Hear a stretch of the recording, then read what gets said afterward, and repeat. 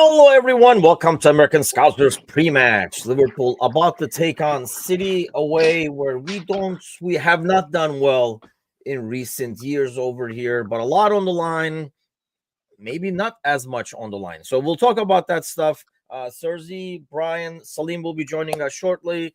Serzi, let's start with you. Before we go into the lineups, which really is kind of like a standard issue lineup, that's, the ideal starting 11 that, Diaz in the middle kind of a thing normally would be. But we'll talk about the lineup because there's some issues that I'm not that confident on. But after yesterday's results, my initial reaction was great because now I'm going to be less stressful against City. Are you with me over here? We usually share stress. No. I'm stressed. I was just at war games. We could have won the league last week and played this game. I'd still be stressed. They did open the door for us. I mean, Brian, they did. Yeah. By not winning losing yesterday. I mean, I don't know. Go back 2-3 weeks ago, we were 6 points ahead with a game in hand. I always counted as 1. Some people counted as 3. Well, we split the difference now. All games being equal, point differential is 8. Does it change kind of how we approach this game in terms of what we go after? It does a little bit right there. I mean, I think that a point right there still is a good point right there at the Etihad. I mean, again, like I said, on there, Arsenal still have 4 more London derbies to go, and they have to play Bournemouth and Forest and us. So, I mean, it's not a very easy schedule ahead of them right there. They're going to drop points. I mean, the best thing, all we need to do right there is to either match or better Arsenal for the rest of the season. It's a wrap. So I'm cautiously optimistic about this match. And again, a point's a good point here. I mean, I know that draws are not the greatest, but I think that a point's a good point here if we get that. Yeah, I mean, Salim, ultimately, you would think this is a City team that is not in the best of forms, not in the best of morale after being booted out of the Champions League and stuff like that.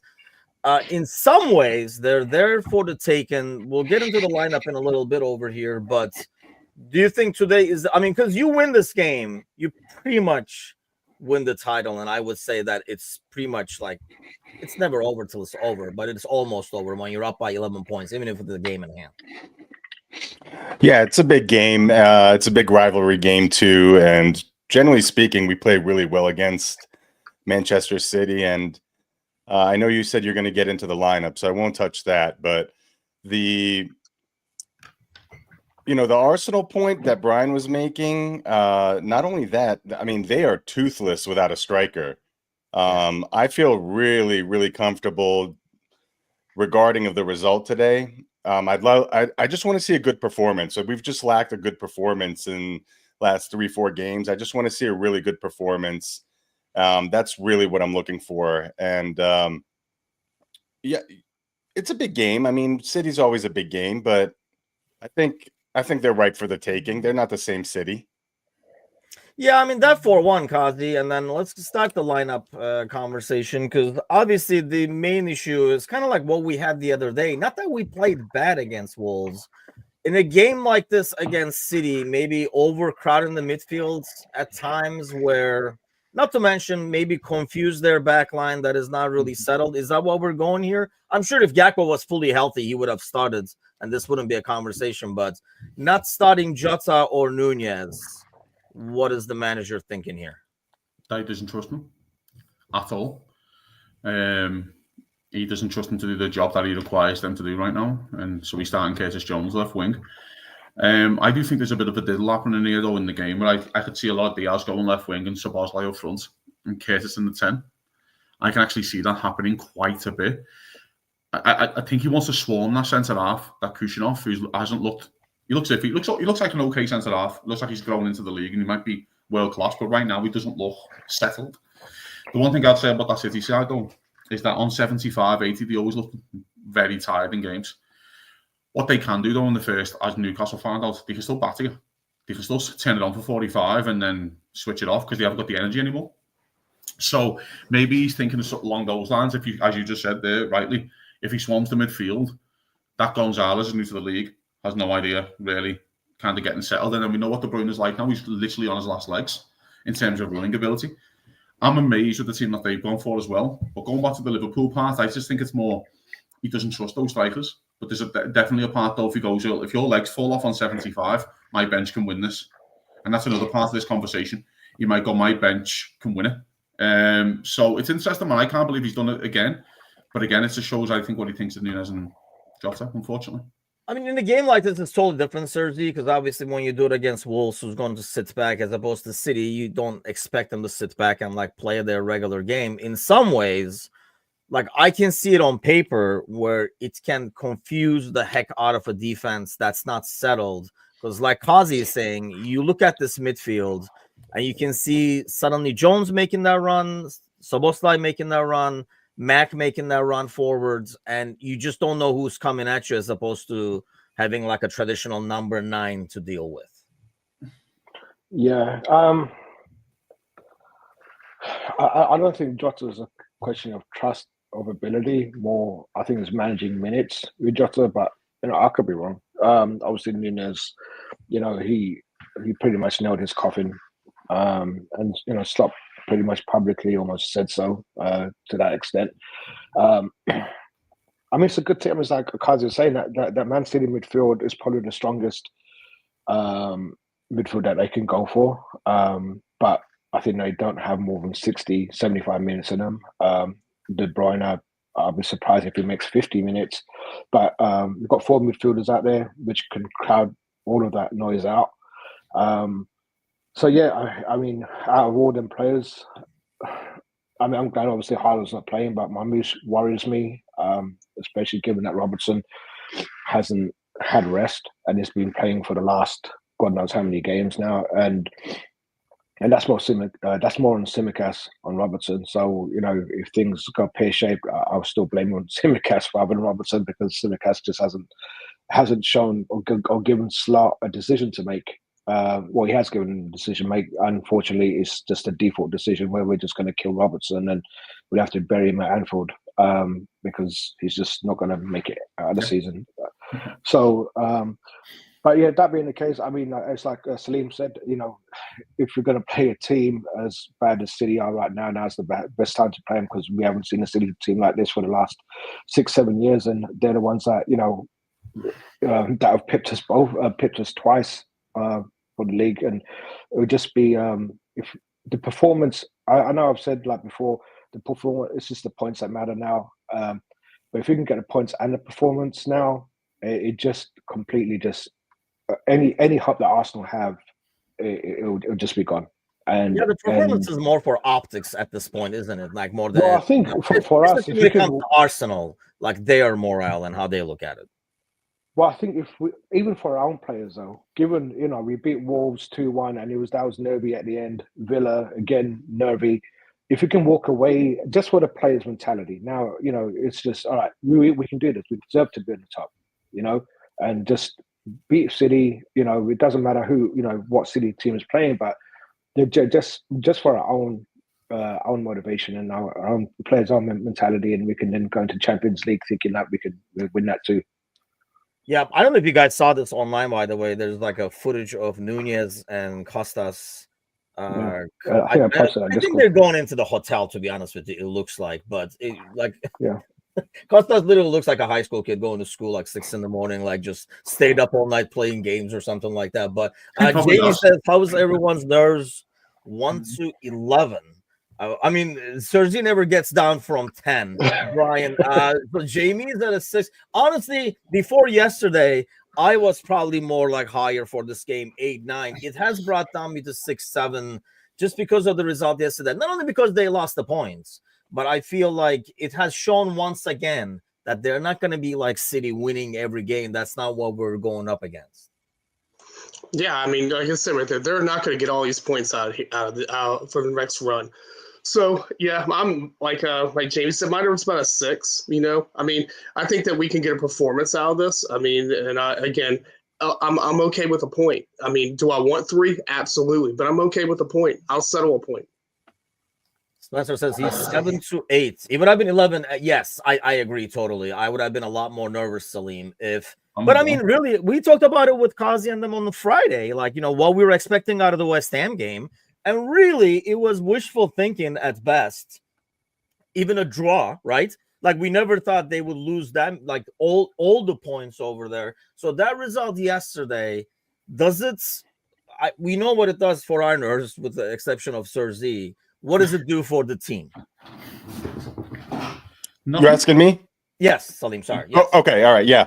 Well, I mean, it takes a added level of pressure off, you know, when your rival in a title race drops points. That's always like a big, you know, like, okay, it just takes a level of pressure off. I think that's it, really. I mean, the fact that it's a City game, there's going to be pressure there. We want to beat them.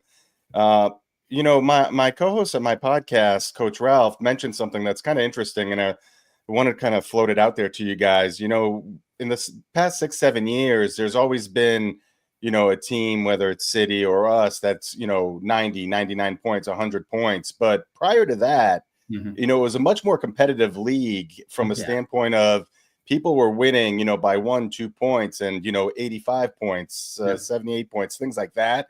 So he was kind of mentioning and just saying that he thinks that this title race will be very similar to that. However, I think he might change his tune if we get 3 points today. But it's an interesting thought process, though. And, you know, we've just kind of been, you know, blinded by the last 6 or 7 years. But prior to that, I don't know. I just thought that was a good point, and was wondering what you guys thought about that. Yeah, that's interesting, actually. But I personally think, you know, you win today and that gap gets bigger. I see Slot more rotating a lot more, like thinking of the midweek game. We always talk about Kazi, like you do the lineup for that one, you come backwards kind of a thing. Yeah. I would think if we get there, hopefully we get there, he would start looking at the Champions League fixtures. But I mean, is that because the levels have fallen off, or there's something to be said about, you know, that's why they have the rabbits running in front of the dogs? You know what I mean? Like somebody, when you have two teams almost pushing each other the way they did, it's almost like there is nobody that's pushing in a way. Like we get a draw and it looks like, well, the fans are jumping out the window, but really we're still like, we gained the points if you look at like the last 2 weeks. That's why I think what Liverpool and City did for the last few years is just so freakish. It's a joke, and it doesn't really get the respect it deserves, really. And I think when Pep Guardiola goes and we all evaluate this in 10 years and everything goes kind of back to normal, we all go, that was just ridiculous times, and we can kind of appreciate it a bit more then. I think there's a part of this where this Liverpool squad cannot get 90 points in my head. You might not need 90 points to win the league. I don't think this squad is good enough to get 90 points. It's just my opinion. I don't think they're good enough to get 90 points, but you might not need it, which is fine. You can still win league titles and not to get 90 points, which Man United proved for a lot of their league titles when they win them. So I think there's a part of that there. I think there's and going back to the nerves part, I'm completely fine with this. Like I am out of one. I don't like, this is a free hit now. Arsenal have turned this into a free hit for Liverpool. What this, in terms of taking the pressure off, I think it's the opposite. I think it's put the pressure on the team now to go, you can really hammer this. You can really go in and put a statement in. And let's have a serious chat here. Liverpool haven't won there in the league in 10 years. Yeah. Our record there is awful. By the way, which is Klopp's first year, 2015, the 4-1 game, which I think Klopp was there for 6 weeks when he wins 4-1 there. So Liverpool's record there is awful. We had that Champions League win, don't we? In 2018, which is our last win there, really. So it'd be nice to go there as they're weak. A bit like when they came, their record at Liverpool, by the way, is awful as well in Anfield. But when Liverpool were poor in the COVID season, they came there and battered us. As if to say, we're getting this monkey off our back. We haven't won there in 15 years, and we're just going to come in and batter. And he battered us 4-1, don't he? Ali makes a couple of mistakes in the COVID year. I think that's what Liverpool could do now. Liverpool could just go there and beat them and go, that monkey's off our back now. And like a nice thing just to go, no, it's done. Do you know what I mean? Kind of thing, like this record doesn't continue from here. And I think this could be Liverpool's best ever chance to do it. So it's interesting, man. And I just think he's got his team wrong massively. The City side, I just think he's got it wrong massively. I really think that's why I'm so confident in it. I cannot believe he hasn't done Bernardo Silva. Just for the needle. Yeah, Just right. That's what can't I believe was. I was happy to see him not starting, made up. and So that says a happy. lot, right? I mean, It says a lot what he thinks of, like the legs that he needs. But I would have went just for the needle and all the history of this fixture with Bernardo Silva. I would have been the first name on my team sheet before Real Madrid that he's playing that game no matter what, and he hasn't done them. So there's a lot of lads there, lads. When you actually have a look at the team, who haven't really played a lot of minutes in these fixtures, hasn't played a lot of minutes in the City side at least in this fixture. And I know what says he said about Marmoush. Marmoush should be playing centre forward. He won't be playing against Robertson. He's playing centre forward. It's Savio who's playing against Robertson, who's a different kettle of fish to this Marmoush. So I'm more confident than I'd like to be. I wish I was more nervous, but I'm not. I am very confident Liverpool will do the business. I think those are words that Sergi has never said, or I have ever said. Like, I wish I was more nervous. that does not happen in this household. But and I can tell you, Angel that never says, I wish he was more nervous. But Sergi, I honestly, in terms of matchups, I'm probably more worried about Doku versus Trent, and if we're going to be able to give him some help on that side than anything else. But looking at this lineup over here, who has to have, like, obviously we have to have a performance like you said, but who's the key guy for you looking at the starting 11 over here? Like, he has to have a good game for us to do well. Obviously all of them, but Alisson, we need to have a clean sheet. I miss the clean sheets, and even if we get a draw on it, I hate conceding. I can't stand this team conceding. You know, we've got the best goalkeeper in the world, best centre back in the world. Alisson, and maybe not Alisson as such. It's the protection in front of him that need to protect him. And it's like I said on a Thursday, you know, show it's like a game of chess. You protect your king, and your players, and you know your pieces in front of you are there to protect you. And but I will really want Alisson to have that clean sheet. And obviously Salah, he needs to show Marmoush who the true king is, and and Marmoush can just be the little peasant that tries to be the king. Brian, I mean, you look at that front line over there. I mean, we're assuming. I mean, goes a little bit with what Kazi is saying. You can probably interchange what Szoboszlai and Jones is going to do at times, but in that front line, most teams are constant in some ways, but there are some matchups to be had over there. Who has to have a big game and take advantage of that matchup? I mean, honestly, it's going to be Mo. I mean, it's going to be Mo's temperament on how he's going to go and battle through there. I mean, I've never been a big fan of the Diaz in the number 9 spot right there, but you know, with the young defender that City has right there, that may be something right there that could really kind of drag them on right there. So, I mean, I think that's going to be a pretty key matchup. But really, honestly, I think the players I need to see a step up right there is going to be between Konate and Gravenberch right there, especially right there in front of Alisson. Those are my really concerns right there, because the past couple matches with Gravenberch has been pretty subpar. So, you know, I really need that, because that's going to be our whole base right there on this right there is making sure that pivot right there does their job right there and covers up in front of Konate and Verge. I'm going to jump to you first, Kazi, on this, because you mentioned it. I mean, could we see a lineup? I feel like this would be a lot more dangerous is using Szoboszlai as Bobby, if you will, and have Diaz keep running at Lewis, because I'd rather have him do his thing on the wing. We've seen him on the wing. He's a lot better player on the wing, to be fair to him. I can't remember what game it was, but people were like, he is the man. So isn't that a lot more? Do you think that's what we're doing ultimately, or is it going to be a constant change? Because Gakpo is on the bench, so I assume he has like 30 minutes or something like that in him. But I think he'll start with Jones. But don't be surprised from like minute 25 to 35 or something. You'll see 10 minutes of Diaz on the wing and Szoboszlai in front and Jones in the 10, and then just kind of swapping in like a little triangle of where to go kind of thing. I wouldn't be surprised at that. I just think if you're that Kushyanov, I would rather. And City are not going to change the way they play. They haven't done. They've been getting whacked playing the same way because they know it works for them. And next year they can always go back to that. That I think that Kushyanov is on the ball and he turns around and Szoboszlai is running at you. Yeah. There's a difference between running at you and running at you with purpose. Szoboszlai runs at you trying to take the ball off you. Diaz will just do a token press run. Do you know what I'm saying? Where Szoboszlai's like, no, I'm going to get this ball off you and win this ball off you. I think there's a difference massively in terms of pressing. I can see a lot of that happening. And I can also, it's interesting this now because the manager only has one midfielder on the bench, which is Endo. Yeah. And we know what he thinks of Endo in effect. So his midfield sub's gone in a way. What it also allows him to do, and this is the one positive of doing this Jones thing, it allows him to do the Gravenberch sub on 60 or 70, or the McAllister sub on 60 or 70, and Jones is up to speed because he's played the 60, 70 minutes already. He's up to speed in the midfield. So it allows him to do that sub. We'll do Gravenberch now for Gakpo, let's say. We'll bring Jones back centre mid, and Jones is up to speed to get at Bernardo Silva and Gundogan when they come off the bench. It doesn't need Jones 10 minutes to get into the game and get into the pace of the game because he's already in it. So that's what it does allow him to do as well. And that's another little thing you might be thinking of in the back of his head. So, but the big one, I couldn't agree more, is Gravenberch. It really is. He hasn't played well the last 3 games. He hasn't been great. And he's allowed this, by the way. He is allowed a drop-off. He's entitled to it. He's earned a drop-off. So I just want to see him now. You're playing against a midfield there who are unsure in terms of De Bruyne. We're unsure what he's got left. De Bruyne is probably unsure what he's got left.